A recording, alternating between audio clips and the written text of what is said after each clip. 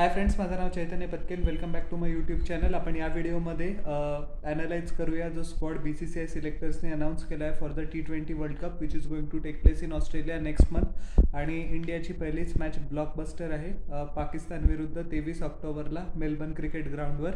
It will be a cracker jack of a contest and a whole cricketing world is waiting for it. But in the mean time आपण analyse करूया या स्क्वॉडवर.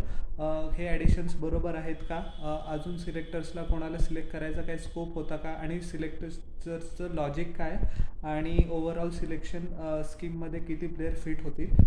Captain Rohit शर्माला नेमलं गेलेलं आहे as expected. KL Rahul is going to be the deputy.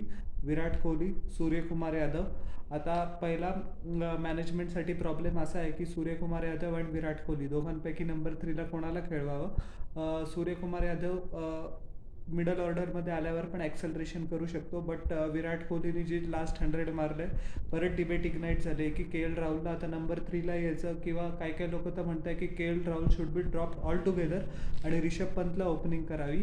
But that is not possible. माझ्या मते रोहित शर्मा आणि KL राहुलचं कॉम्बिनेशन खूप चांगलं आहे आणि ते तसंच असायला पाहिजे. Virat Kohli will come in at number 3, कारण आपण जो ॲग्रेसिव्ह अप्रोच आणि टेम्पलेट जो अपनावलेला आहे त्याच्यामुळे समजा कधी कधी दोघांपैकी एक आऊट झाला तर इनिंग स्टेबलाइज करायला किंवा अँकर करायला विराट कोहलीसारखा प्लेअर नंबर 3वर लागू शकतो. जर त्यांनी थोडेसे बॉल्स जरी घेतले, he has the ability to more than make it up towards the latter part of the innings. आणि सूर्यकुमार यादव आल्यापासूनच त्याच्याकडे नॅचरल ॲबिलिटी आहे हिटिंगची.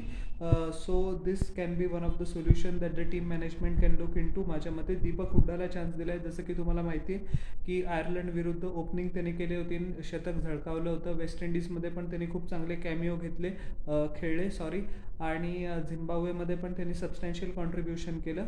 त्याचं फळ त्याला मिळालेलं आहे. रिषभ पंत आणि दिनेश कार्तिक दोघांना सिलेक्टर्सनी संधी दिलेली आहे.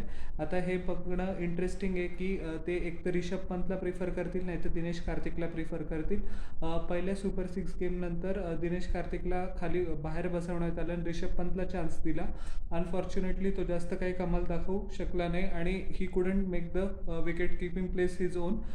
बट आपला जो, जसं की मी तुम्हाला तो सारखा शब्द वापरतोय, टेम्पलेट आहे ॲग्रेसिव्ह बॅटिंगचा, तो समजा जर सेट करायचा आहे किंवा रिषभ पंतच्या डिसमिसल्सला तुम्ही त्या नजरेने समजा पाहिलं तर त्याचे डिसमिसल्स तुम्हाला ऑल राईट नाही म्हणता येणार, बट इट इज अंडरस्टँडेबल की ते डिसमिसल का झाले आणि तो फक्त रन रेट ॲक्सेलरेट करायचा प्रयत्न करत होता. हार्दिक पांड्याला सिलेक्ट केलेलं आहे. Of course that is an automatic choice. Ravichandran अश्विनला सिलेक्ट केलं आहे. आता खूप लोकांचं असं म्हणणं होतं की वेस्ट इंडिजचे सिरीजमध्ये especially in the last 2 T20 ज्या फ्लोरिडामध्ये खेळवला गेलेला होता त्याच्यामध्ये रवी बिश्नोईनी सगळ्यांना इम्प्रेस केलं होतं. आणि सुपर 4ची जी पण कॉन्टेस्ट झाला होता त्याच्यामध्ये despite the fact that he bowled wides unfortunately 4 ओव्हरमध्ये त्यांनी फक्त 26 धावा दिल्या होत्या आणि 1 विकेट घेतली होती. इंडियाचा जो मेन स्पिनर आहे युजवेंद्र चहल त्याच्यापेक्षा पण त्यांनी खूप सुरेख बॉलिंग केली. So I think it will be a bitter pill to swallow for Ravi Bishnoi. पण त्याला पण हे समजावं लागेल की आपल्या टीममध्ये एवढं टॅलेंट आहे आणि एवढा आपला प्लेयर्सचा पूल मोठा आहे की कोणी ना कोणी तर मिस होणारच आहे.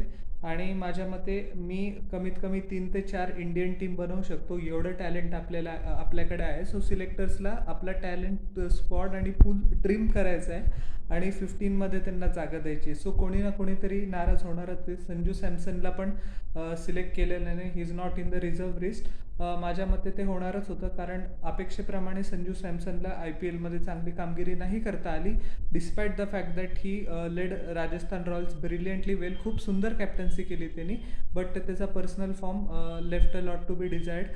त्यांनी झिम्बाब्वे दौऱ्यामध्ये पण चांगलं प्रदर्शन केलं. वेस्ट इंडिजमध्ये जे T20s मिळाले त्याच्यामध्ये पण त्यांनी सुरेख कामगिरी केली. वन डेमध्ये पण इट वॉज ओके, बट सिलेक्टर्सच्या रेडारवर यायला इट वॉजंट इनफ. आणि ऑलरेडी 2 ऑप्शन आहे आपल्याकडे, रिषभ पंत आणि दिनेश कार्तिकचे.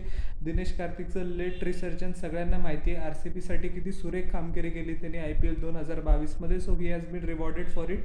Congratulations to Dinesh.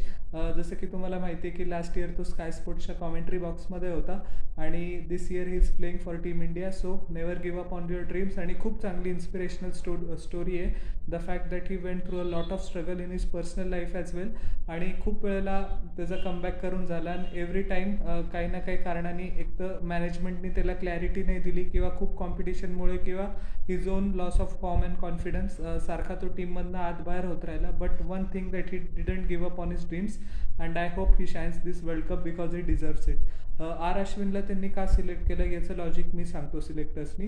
कारण आपल्या ग्रुपमध्ये ज्या टीम्स आहेत त्या पाकिस्तान आहे आणि साऊथ आफ्रिका आहे.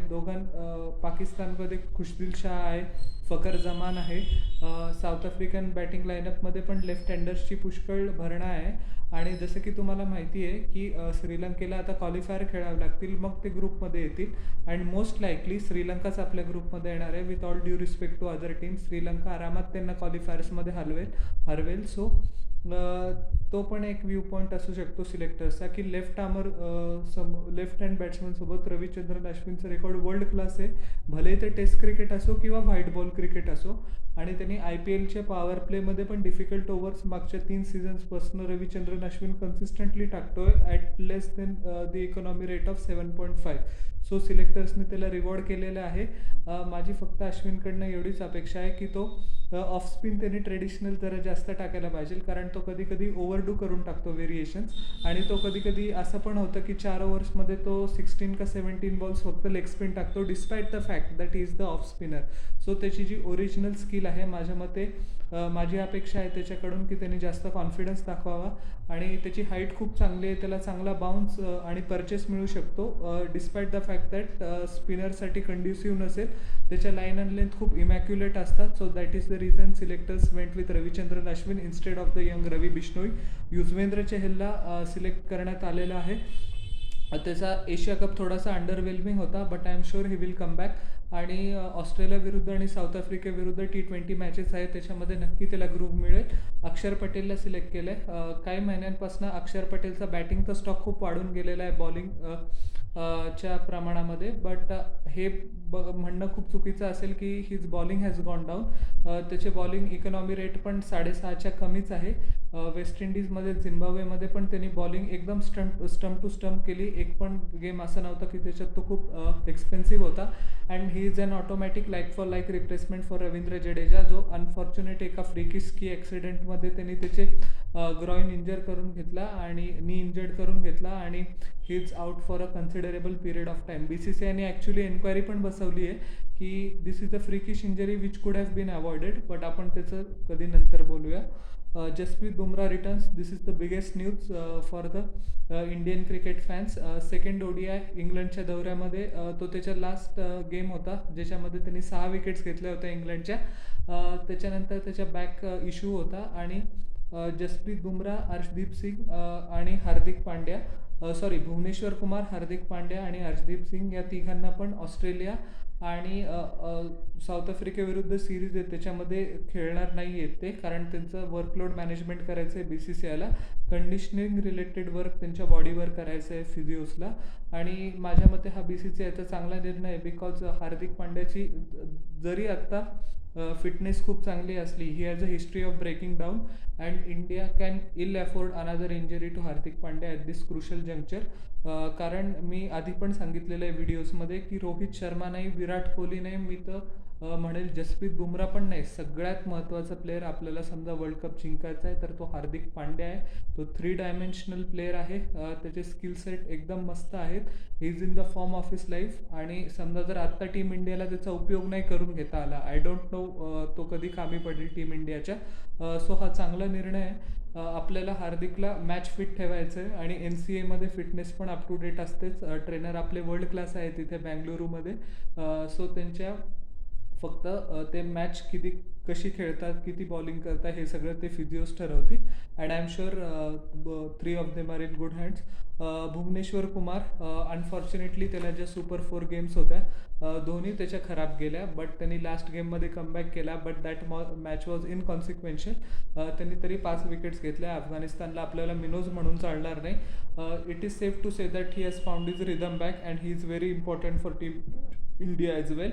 हर्षल पटेल, ग्रॉइन इंजरीपासनं तो साईड स्ट्रेन होता त्याला, ही हॅज रिकवर्ड.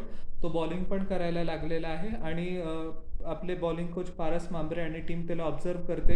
जसं की तुम्हाला माहिती आहे की he comes after over number 8 और 9 आणि त्याचे जे cutters, variation, slower bouncers, off cutter, leg cutter पण जे असतात ज्या पिचमध्ये थोडीशी मदत असेल किंवा ऑस्ट्रेलियामध्ये जास्त तर पिच टू पेस नसतात, but he has a very effective bouncer and yorker as well. आणि त्यांनी RCB सोबत मागच्या 2 सीझनमध्ये त्याचा क्लास प्रूव्ह करून दिलेला आहे. So it is a boon for team India. आणि Arshdeep Singh is the last player. आता डिबेट चालू होती की जसं की तुम्हाला माहिती आहे की आवेश खानचा फॉर्म खूपच खराब होत गेला. मोर दॅन 18 रन पर ओव्हरची इकॉनॉमी रेट त्याचे लास्ट इंटरनॅशनल T20मध्ये होती, which is nowhere near good enough. आणि खूप डिबेट इग्नाईट झालेली आहे की अश्विन आणि रवी बिश्नोईच्या डिबेट सारखीच की अर्शदीप सिंग ऐवजी तुम्ही मोहम्मद शामीला घेऊ शकत होते. बट मोहम्मद शामीचं मी तुम्हाला सांगतो की ज्या वेळेला पॉवर प्लेमध्ये तो स्टार्ट करतो तेव्हा एकदम सुरेख गोलंदाजी करतो. बट सिलेक्टर्सने त्याला का नाही सिलेक्ट केलं? कारण ज्या वेळेला मोहम्मद शामीला मार पडतो किंवा डेथ ओव्हर्समध्ये any batsman goes after Shami, Shami खूप रन्स लीक करतो. That is one of the reason. आणि एकदा तो मार खायला लागला की खायलाच लागतो. त्याचे अटेम्प्टेड यॉर्कर्स पण चुकीचे पडतात आणि तो रनगतीला काबू ठेवू शकत नाही. Wien it is not is day, Wien it is day he is world class आणि त्याचा कोणीच हात धरू नाही शकत. बट वेन इट इजंट, तो कंटेनिंग रोल चांगल्या पद्धतीने T20मध्ये तरी नाही करू शकत, म्हणून सिलेक्टर्सनी त्याला इग्नोर केलेलं आहे. खूप साऱ्या एक्सपर्ट्सनी ही फॅक्ट अजून सांगितलेले नाही. हे सगळे म्हणतात शामीला इग्नोर का केलं, शामीला इग्नोर का केलं. This is one of the most important reason, or perhaps in my view this is the only reason. तरी अर्शदीप सिंग खूप चांगला निर्णय आहे की त्याला ग्रूम करायचा टीम इंडियाने निर्णय केला. आता ग्रूम तर केलेलंच आहे, sorry for that words. But आता ते तो यॉर्कर खूप चांगल्या पद्धतीने डेथ ओव्हर्समध्ये टाकू शकतो. बॅक ऑफ लेन त्याची खूप चांगला डिलेव्हरी असतो, चांगला बाउन्स मिळेल ऑस्ट्रेलियन पिचेसमध्ये. Australian pitches have true bounce. So त्यांनी फक्त लाईन अँड लेंथवर थोडंसं काम केलं, ही विल बी व्हेरी हँडी. आणि पंजाब किंग्ससाठी त्यांनी लिथल यॉर्कर्स पण टाकलेले आहे. आणि समजा जरी त्याचे यॉर्कर्स पडले नाहीत, त्याचा स्लोअर बाउन्सर आणि त्याचे व्हेरिएशन आहेत जेणेकरून बॅट्समनला त्याला फटके मारायला डेथ ओव्हर्समध्ये खूप डिफिकल्टी होते. म्हणून अर्शदीप सिंगचं सिलेक्शन केलेलं आहे. बेचाऱ्यासाठी last few weeks haven't been good and I hope he comes back, कारण त्याची गरज आहे आणि तो स्टार आहे, सुपरस्टार आहे फ्युचरचा, and we should all back him. Stand by players Mohammad शामीला नेमलं आहे सिलेक्टर्सनी. मोहम्मद शामीला ऑस्ट्रेलिया विरुद्ध आणि साऊथ आफ्रिका विरुद्ध पण खेळवलं जाणार आहे. त्या टीमचा व्हिडिओ मी वेगळा बनवेल आफ्टर अ फ्यू डेज. पण हे खूप छान ऑपॉर्च्युनिटी आहे शामीसाठी परत सिलेक्शनच्या रेडारमध्ये यायला, कारण आता 15 जणांचं नाव तर तुम्ही देऊन टाकलेलं आहे. खुदा ना खास्ता अनफॉर्च्युनेटली कोणाला समजा परत एखादी इंजरी झाली तर काय करायचं? सो मोहम्मद शामी चांगल्या फॉर्ममध्ये असणं खूप गरजेचं आहे. दीपक चेहरला पण त्यांनी सिलेक्शन केलेलं आहे, तो पण त्याच्या रिदममध्ये चांगला आलेला आहे. झिम्बाब्वे विरुद्ध त्याने खूप छान बॉलिंग परफॉर्मन्स केला होता आणि एशिया कपच्या लास्ट मॅचला पण तो आवेश खानची ऑटोमॅटिक रिप्लेसमेंट म्हणून येऊन गेला होता. त्या मॅचमध्ये त्यांनी पण खूप इम्प्रेस केलं. त्याचा रनअप थोडासा जिंजरली होता स्टार्टिंगला, बट ज्यावेळेला तो ग्रुपमध्ये आला चांगला बॉल त्याचा सुटत होता हातामधनं, त्याची इनस्विंग आउटस्विंग दोन्ही विजिबल होते. So which is a good sign. Ravi बिश्नोईला स्टँड बायमध्ये इन्क्लूड करण्यात आलेलं आहे.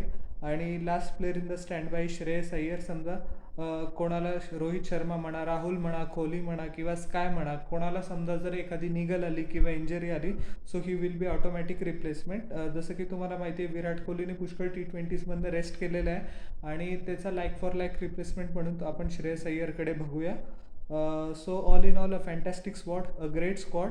या स्क्वॉडमध्ये टॅलेंट कुटकुटके भरा हुआ आहे असं आपण मी म्हणेल. बट इश्यू असा होतो की रेअरली आपण चिकन आउट करून टाकतो बिग ICC टुर्नामेंट्समध्ये आणि आपल्या पोटेन्शियलला साजेसा खेळ करत नाही. म्हणून 2013 नंतर आपण क्लोज खूप वेळेला पोचलो आहे, पण एक पण ICC ट्रॉफी अनफॉर्च्युनेटली जिंकता आलेली नाही आहे आपल्याला. आता या टीमला वर्ल्ड कप जिंकण्याची टॅलेंट आणि कुवत नक्कीच आहे.